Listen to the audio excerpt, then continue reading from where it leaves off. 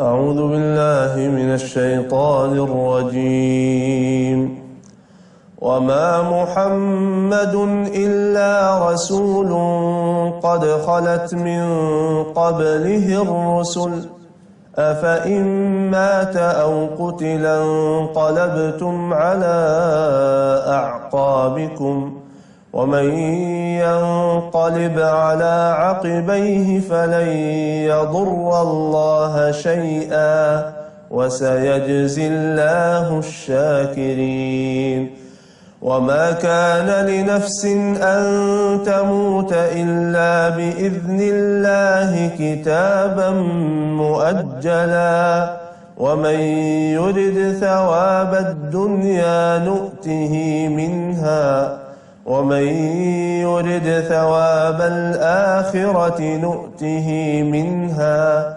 وسنجزي الشاكرين وكأي من نبي قاتل معه ربيون كثير فما وهنوا لما أصابهم في سبيل الله وما ضعفوا وما استكانوا والله يحب الصابرين وما كان قولهم إلا أن قالوا ربنا اغفر لنا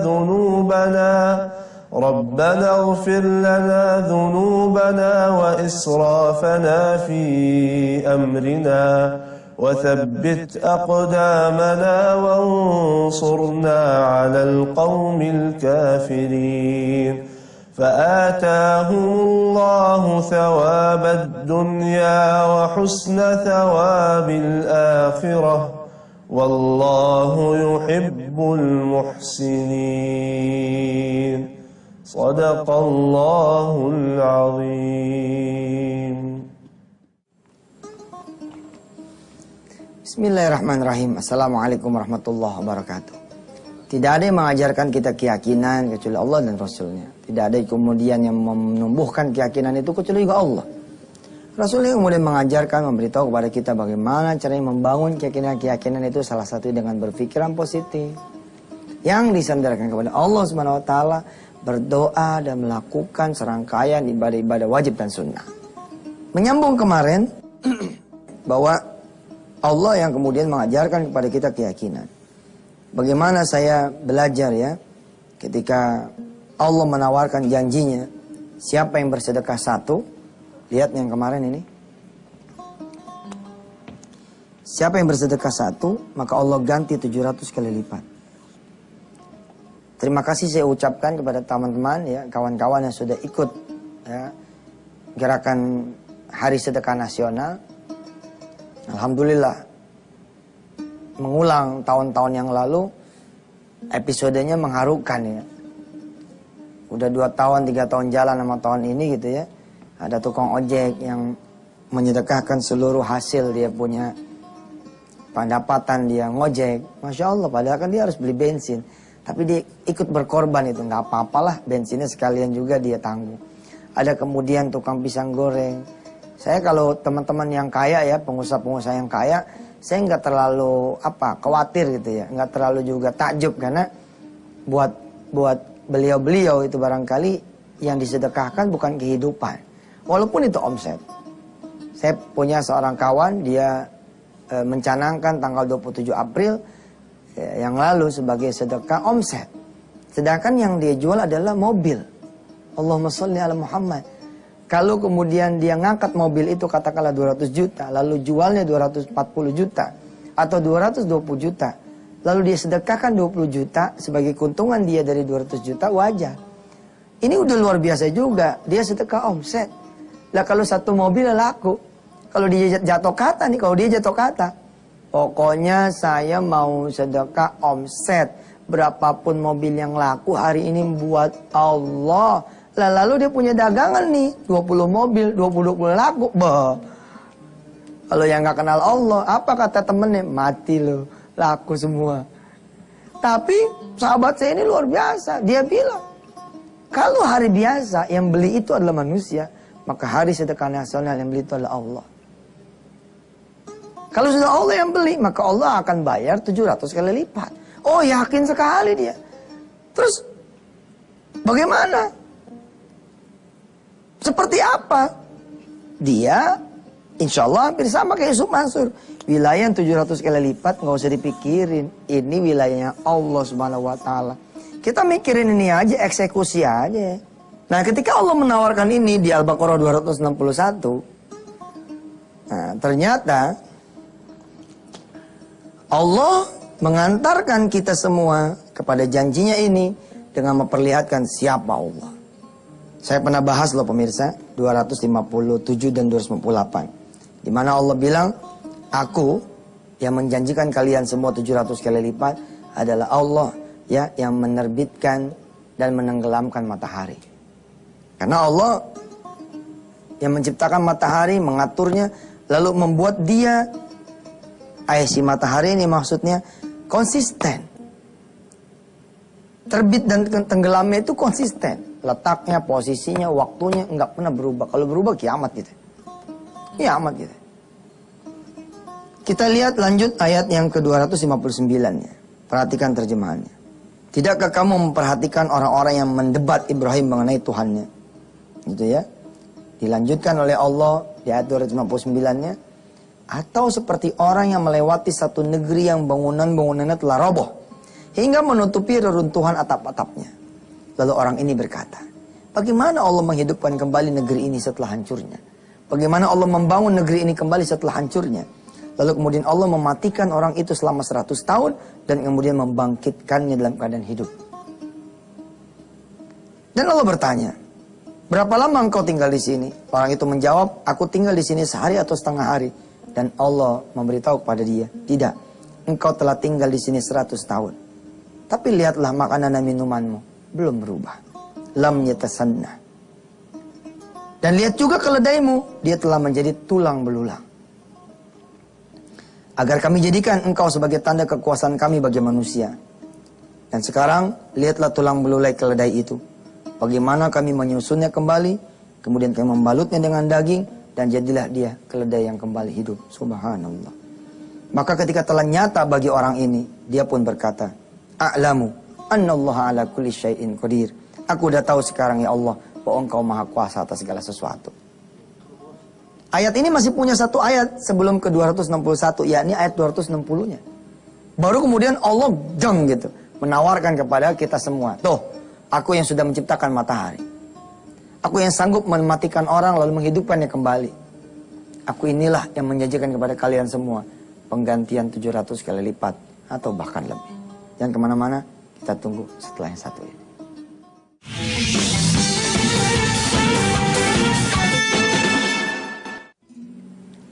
Seorang hamba Allah yang meyakini kebenaran janji Allah bahwa siapa yang berdoa mungkin tidak akan dikabulkan.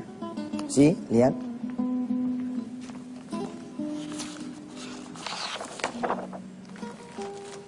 Di urusan keyakinan ya, ada dua hal lah yang saya coba bagi kepada saudara semua pada pagi hari ini.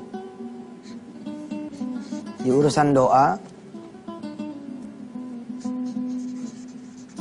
tidak ada doa yang tidak dikabulkan. Semua dikabulkan. Kalau Ustadz, kalau Allah itu masalah proses. Ya, masalah sabar. Saya suka ngomong sama orang-orang, Allah aja sabar tahu nggak nunggu ente sholat. Baru sholat seminggu 2 minggu, ente udah kagak sabar nunggu Allah kabulin doa ente. Allah sabar banget nunggu kita tobat. Begitu kita tobat baru sedekah sekali aja, kita udah kagak ada sabarnya. Allah aja sabar sama kita. Sabar. Saya cuma pengen ngomong nih di persoalan keyakinan nih, di persoalan yakin.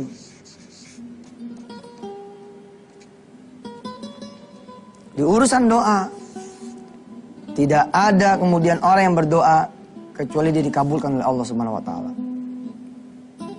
Paling yang teka-teki buat kita adalah bagaimana ya caranya Allah ngabulin, itu dia. Nah, kalau seseorang sudah bersedekah, ya, tidak ada yang tidak diganti sama Allah. Semua diganti. Ada orang dia berdoa begitu kan, waktu saya ngomong ya tentang prinsip Allah dulu, Allah lagi, terus Allah terus. Ada orang berdoa sama Allah, ya Allah saya mau ngajak anak-anak saya, istri saya makan malam. Persoalannya nggak ada duit nih. Tapi saya pengen ngejamu anak-anak saya, ya Allah. Ngejamu istri saya ke restoran yang paling mahal di daerah saya. Nah, terus dia doanya serius sama Allah itu. Ini nggak mungkin nggak dikabul. Masalah caranya gimana? Nah kita nggak paham deh tuh. Yang itu yang teka-teki. Di tempat yang lain ada juga orang kemudian berdoa, ya Allah saya pengen ngajak anak-anak saya sama istri saya, saban anak saya pergi. Kami ngeliat tuh ada restoran enak banget kayaknya. Tapi seumur-umur jadi warga di sini nggak pernah makan di situ. Ini dua keluarga ini datang ke restoran yang sama. Dia berdoa ya kepada Allah dengan doa yang sama. Lalu bagaimana Allah mengabulkan keduanya? Kecil sekali Allah bilang. Jangan kata dua orang ini. Berkumpul semua manusia dan jin. Dari zaman yang paling terdahulu sampai zaman yang paling terakhir. Dia meminta kepadaku dengan permintaan yang berbeda-beda setiap orangnya dan setiap jinnya. Maka bagiku tidak akan ada kesulitan mengabulkannya. Lalu Allah bilang, berkumpul lagi dah tuh. Minta yang sama. Hah? Allah kabulin lagi. Apa Allah bilang? Tidak akan berkurang kemuliaanku, tidak akan berkurang kekayaanku, tidak akan berkurang kerajaanku, tidak akan berkurang kekuasaanku, kecuali kayak jarum aja yang dicelupin di samudra gitu. Lalu kemudian dinaikin lagi, itu air netes, kecuali segitu doang. Itu pun karena tawadunya Allah barangkali. Nggak mungkin juga berkurang, nggak ada judulnya berkurang. Nih, Allahumma sholli ala Muhammad, dikabulin.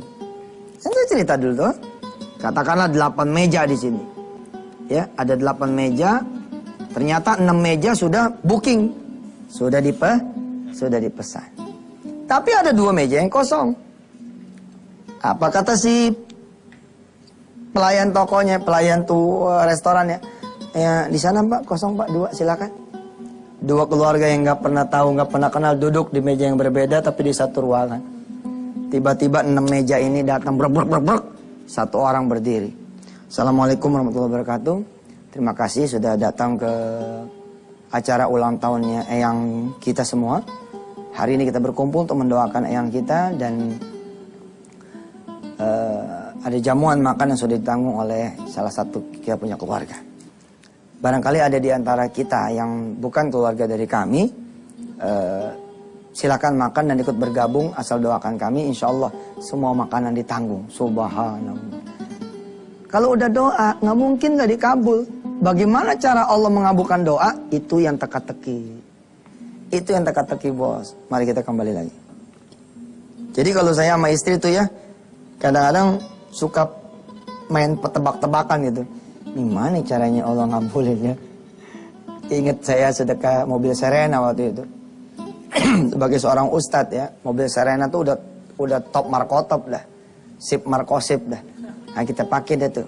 Alhamdulillah saya punya anak Wirda namanya, selek otaknya. Ini Serena mendadak jadi jelek karena datang salah satu teman saya bawa mobil Alphard. Waktu itu tahun 2006, Alphard masih langka. Lah, ketika kemudian saya punya teman datang bawa mobil Alphard, lalu anak saya ikut mobil Alphard si om tersebut. Anak saya jadi selek pemirsa. Jadi selek. Seleknya kayak bagaimana? Dadah, udah keburu iklan. Nanti kita lanjutin setelah yang satu ya. Silakan.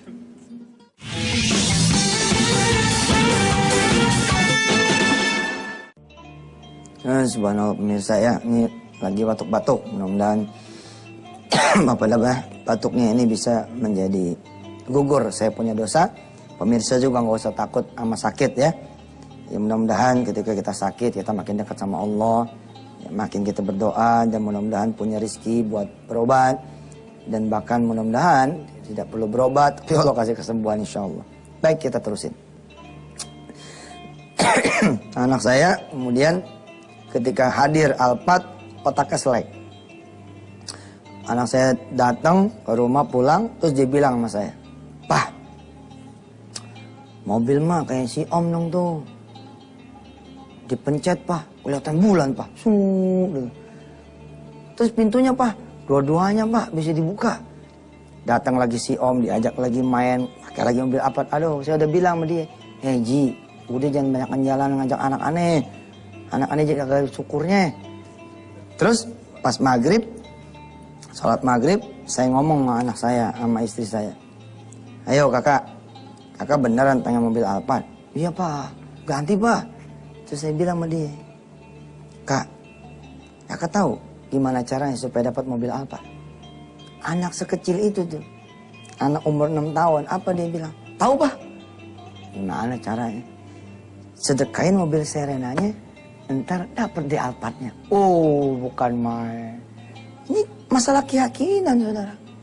Kalau kita cerita pikiran, waduh, dari mana mikirnya?